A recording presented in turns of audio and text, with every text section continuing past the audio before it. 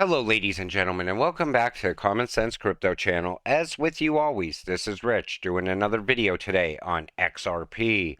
So I hope you're all having a wonderful day today, wherever you are in this great world. We're going to talk about XRP. Now, a few of you asked me, how do you know Bitcoin's going to get another blow off top? How do you know the stock market's going to get another blow off top? Well, if we look at history, the bull market of 2016 happened when the US dollar fell. Same thing happened in 2020. Some people speculated that it was going to happen again last year, but it didn't. I believe 2023 is the year it will happen. That's why I watched the DXY more than I watched the XRP chart, because I feel once the dollar falls below $1, they're going to allow it to continue falling this time, and I'm going to tell you why. Now, this is speculation, and I really want your thoughts on this because you could put it all in the comments down below. Think about it. All right, Fed now is due to roll out at some time in 2023, sometime in the middle of the year. So let's say the US dollar started falling right now. I believe they're going to allow it to continue to fall and crash out. Why?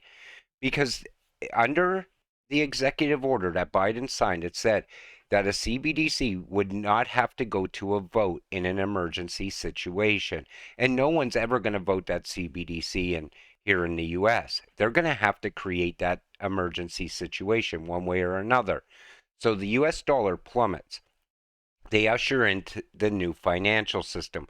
Now, I know a lot of people are going to say 2025, the Fed is going to be ready. They're not going to be ready before then. Listen, the Fed's not going to tell me and you any dates for anything. They might give you hints of things they're working on, but I believe the CBDC here in the US is ready to roll out as soon as tomorrow. I think the Fed's been working on innovation for a long time.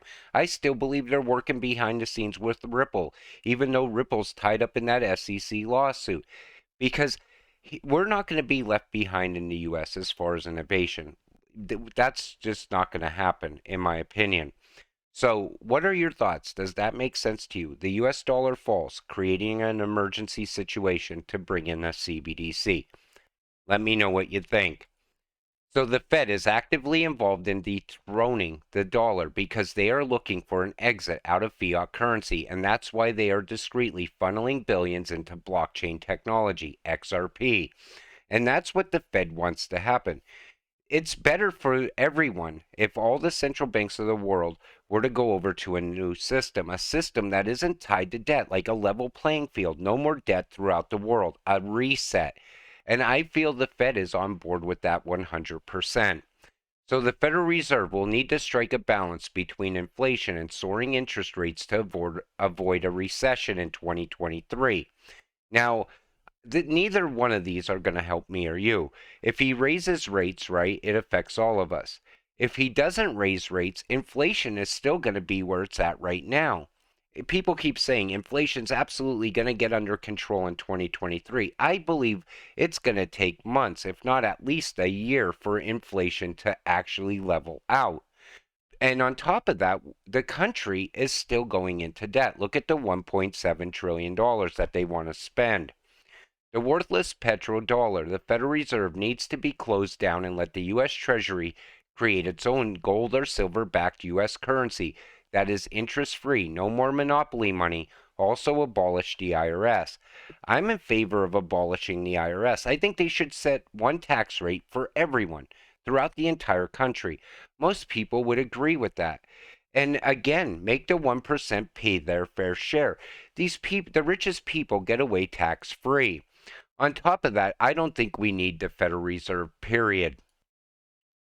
For international business, managing finances across multiple countries can be a challenge. We're going to talk about on demand liquidity because people keep asking me, why do I say that it all comes down to ODL? Because it literally does, and I'll show you why in this video. A brief overview for folks reading about Ripple and XRP use in 2023. Years ago, Ripple offered three products: XCurrent, payment messaging; XRapid, XRP is a bridge currency; XVia, an API solution. COs originally signed bilateral agreements with partners to move value. And now, these functions are integrated into one service, RippleNet, a payment suite managing messaging with the option to use ODL and XRP using product. They don't have to use XRP. If desired, bilateral agreements are no longer necessary between users. So if you see someone uses Ripple or RippleNet, they likely only use it for messaging, not XRP. If ODL is specified, then value is moved using XRP on the XRP ledger. Many ODL users start with RippleNet only. That's why when I show you in videos that this country is going to utilize on-demand liquidity, it's very important. That means they're also going to use XRP. Some countries only deal with Ripple and RippleNet, not using XRP. That's the difference. But here's what I feel is going to happen. Once the world falls into that liquidity crisis at some point, it's going to happen, I feel, in every single country. I feel the US dollar is going to crash, the pound's going to crash, the euro is going to crash. And then all of a sudden, XRP is going to be brought in for the on-demand liquidity, pushing the price of XRP way up. This is a tweet of the year for me. 2023 is going to be explosive. This comes from David Schwartz. All the elements are now taken. Google has earth, Apple has air, Amazon has fire, Ripple has water. When he said that, I think he's talking about liquidity. He knows the world's going to need it at some point. Think about how much that patent Ripple holds is worth. Think about it. If they were to sell it, it would be worth trillions of dollars because it's going to fix a lot of world problems all at once. Why wouldn't they sell it? That would make sense. Brad could easily say, let's sell the patent to on-demand liquidity, cash out, and just retire.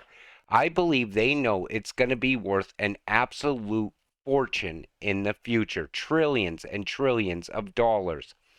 We will aggressively fight to get clear rules for the entire industry in the U.S., Brad Garlinghouse. I said it on day one. We will aggressively fight to get clear rules for the entire industry. Ripple stood strong and withstood the SEC's onslaught. I look forward to being on the right side of justice. And you know, Bitcoin maxis keep saying, we're not in this together. It's Ripple fighting the SEC. Let me tell you something. If Ripple was to lose against the SEC, that's going to be one of the darkest days in crypto. But a win for Ripple, that could set off the next bull run. 2022 was rough for the XRP community. We've been through hell.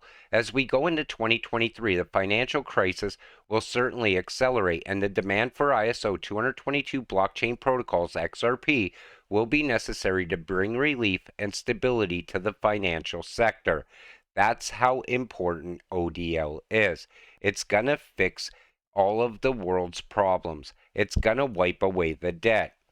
Joe Katz, the man himself, stated this was an example, and he didn't want to make it like that. In this example, what he actually meant was that the price cannot be dirt cheap. $10 to $100 is not dirt cheap. So saying 10K to 37,500 per XRP is a bit too much. It's a bridge asset. I believe $10 to $100 is too cheap.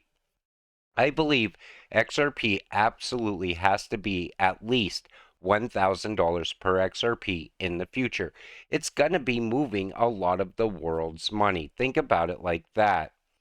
And as it moves all of that value from one country to another country, plus the on-demand liquidity needed in a lot of countries in the future, I believe $1,000 is being conservative.